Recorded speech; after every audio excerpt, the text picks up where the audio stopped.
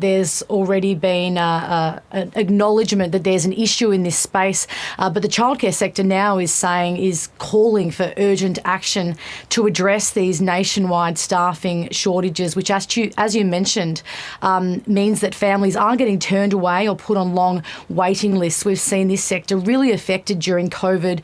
Many people leaving the sector due to low pay, increased turnover, and basically operators are saying now that they're struggling to fill vacancies, which have actually blown out to 7,000 in September, according to the National Data Commission.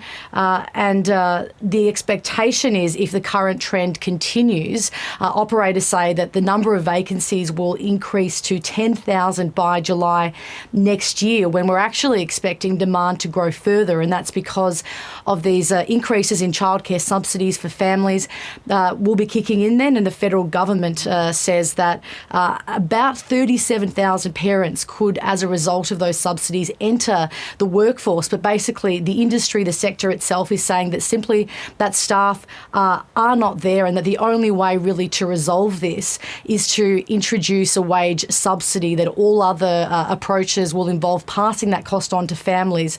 So what's being called for is a short-term wage subsidy to boost pay and conditions and try to retain and also to attract more staff. Of course, we've seen pay and conditions really become a sticking point in this industry. Operators are saying that they simply can't compete with other industries, and that's led to the number of people leaving the sector altogether. And of course, the concern is that there will be more families from July next year that aren't able to access those services. And of course, then there's an economic impact if parents can't actually go back to work. But at this stage, the federal government hasn't commented on whether it's considering a wage subsidy. It says it's working with the sector to try and see what longer-term solutions can be implemented. That includes things like changing the Fair Work Act, and that's to help workers actually be able to negotiate a better deal for themselves.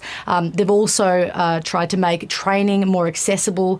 There's an increase in the number of fee-free TAFE places and vocational training places from next year, but of course that all takes time. So in the short to mid-term, unfortunately for families, there's still quite a lot of uncertainty about what the next kind of couple of years looks like.